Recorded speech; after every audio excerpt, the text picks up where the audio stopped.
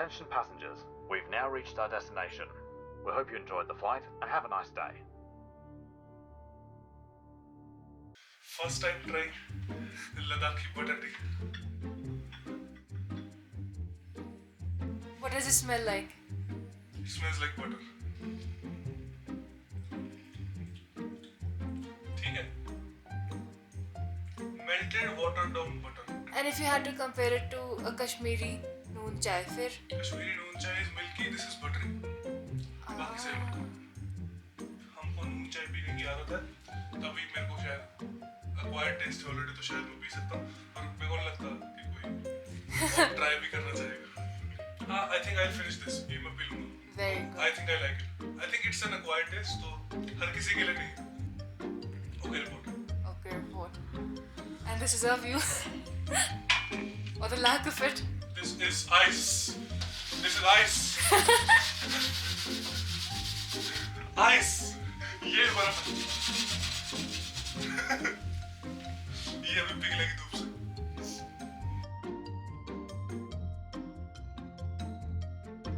आखिरकार सर्दी की उस ठिठुरन के बीच धूप निकल ही आई. लेह की जनवरी वाली इस धूप में हमने तय किया कि थोड़ी विटामिन डी एब्जॉर्ब की जाए. इसीलिए हम निकल पड़े अपने ठिकाने यानी कि नागपो होमस्टे से.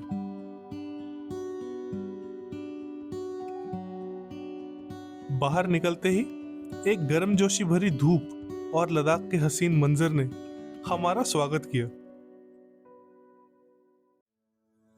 अब थोड़ी उलझन थी कि जाएं कहाँ. तभी होमस्टे से एक खूबसूरत गोम्पा नजर आया. हमारे होस्ट आंगचुक जी ने बताया कि ये शांति स्तूपा है. बस फिर क्या था, हमें लगा इससे बेहतर शुरुआत तो कोई हो ही नहीं सकती. रास्ते बेहतरीन थे. हमारी छोटी सी स्कूटर जिसमें ना कोई लॉक था ना ज्यादा रफ्तार, बस 9 बीमार घोड़ों की ताकत हमें ऊपर ले चली.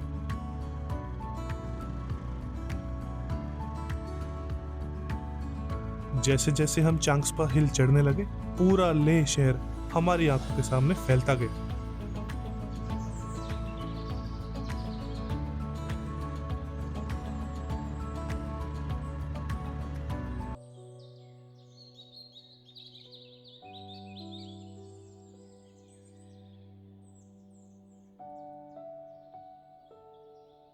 समंदर की सतह से 3600 मीटर्स की ऊंचाई पर बुलंद ये दुनिया का सबसे ऊंचा शांति स्तूपा है, जो अमन और भाईचारे का निशान है.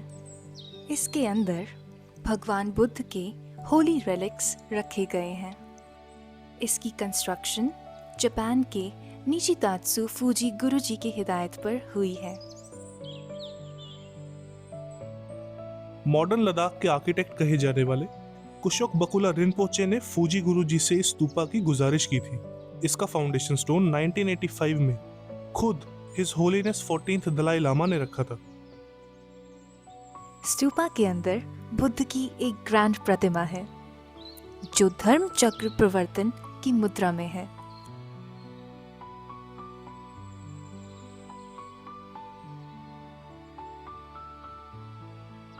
ऊपर चढ़ने से पहले रिस्पेक्ट के तौर पे हमने अपने जूते उतार दिए.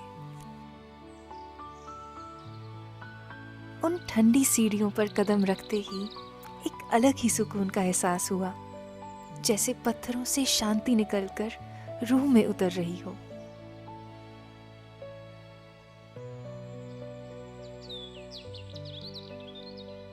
वहां हम अकेले नहीं थे, एक लद्दाखी परिवार भी आया था.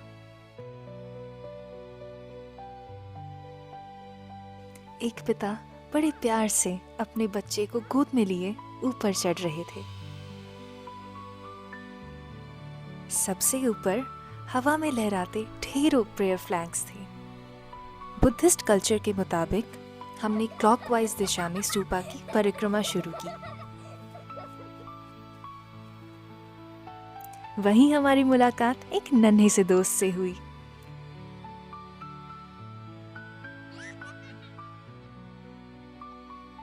जो जल्द ही अपने एक और साथी को बुला लाया. दूसरी मंजिल पर पहुंचते ही बुद्ध की जिंदगी के ढेरों रंग सामने आ गए।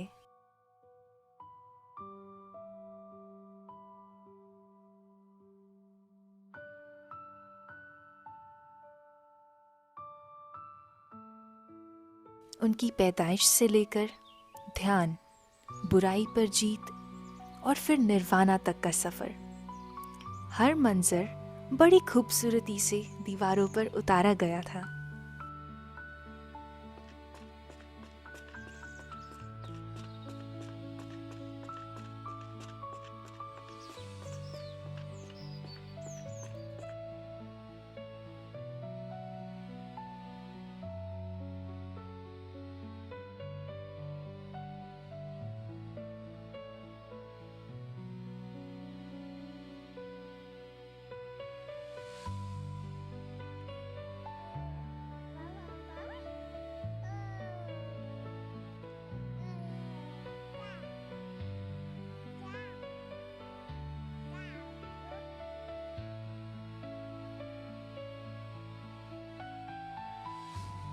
जब हम अपना सामान समेट कर निकलने लगे तो एक प्यारा सा पपी हमसे मिलने चला आया।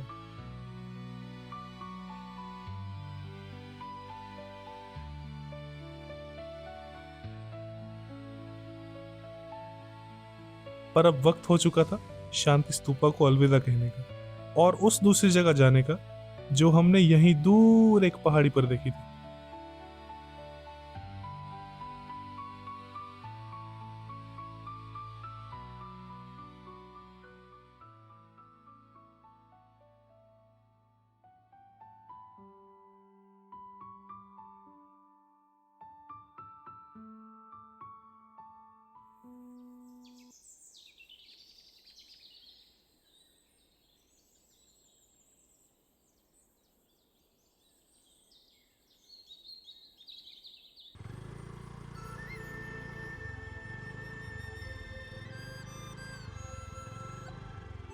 गोम्पा विलेज की तंग और घुमावदार गलियों से गुजरे अभी कुछ देर ही हुई थी कि गोल्डन साक्य मुनि स्टैच्यू नजर आने लगा।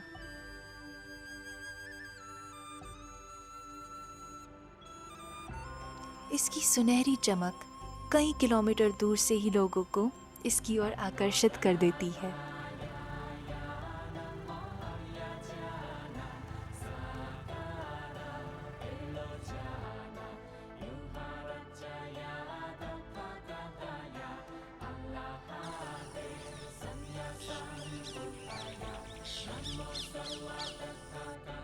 बुद्ध की मूर्ति मानो खामोशी में हमसे कुछ बातें कर रही हो।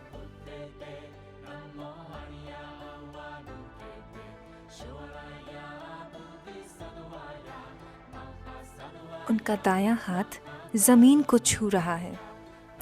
ये इस बात का प्रतीक है कि उन्होंने वर्ल्डली बैरियर्स पर जीत हासिल कर ली है।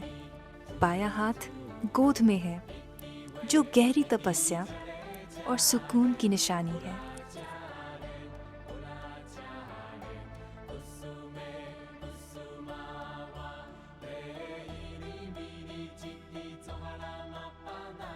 लद्दाख में शायद इंसान कम मिले, पर ये मासूम कुत्ते हर मोड़ पर आपका वेलकम करेंगे। इन्हीं कुत्तों का एक झुंड एक शख्स के पास जमा था, जो इन्हें बड़े प्यार से खाना खिला रहे थे।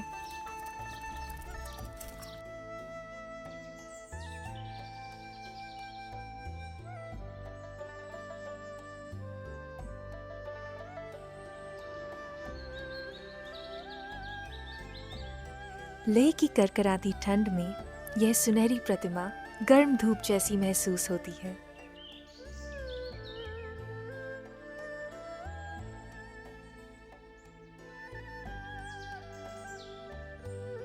यहाँ की विशालता देखकर ऐसा लगता है जैसे हम किसी दूसरी दुनिया या फिर किसी दूसरे प्लैनेट पर आ गए हों।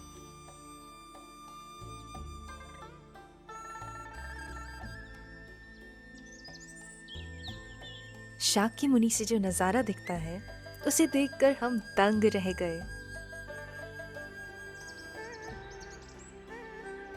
लेह की इस ऊंचाई से पूरी वादियां ऐसे लगता है मानो कोई सपना हो।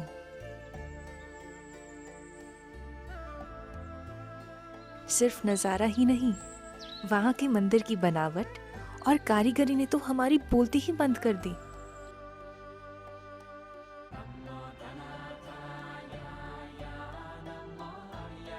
ये मंदिर पूरी तरह टिबेटन वास्तुकला में बना है। यहाँ हर दीवार और हर कोने पर बेहद खूबसूरत टिबेटन मोटिव्स और धार्मिक चिन्ह उकेरे गए हैं।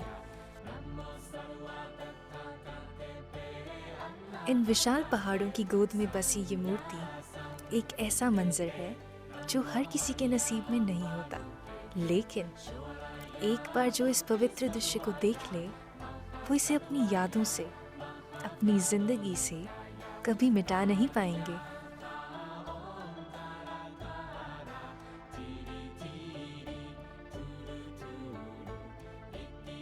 लेह की वादियां हमें चीख चीख कर बताती हैं कि असली शांति बाहर के शोर में नहीं, बल्कि हमारे अंदर बसे उस मौन में होती है।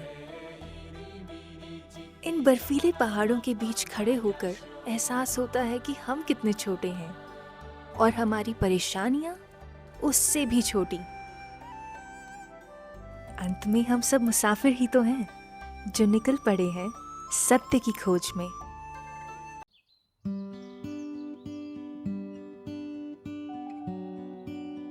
हमारा ये सफर अभी जारी है। हम एक्सप्लोर करेंगे ठिकसे मॉनेस्ट्री और लेह पैलेस की खूबसूरती को। मिलते हैं अगले हफ्ते सत्य की खोज में।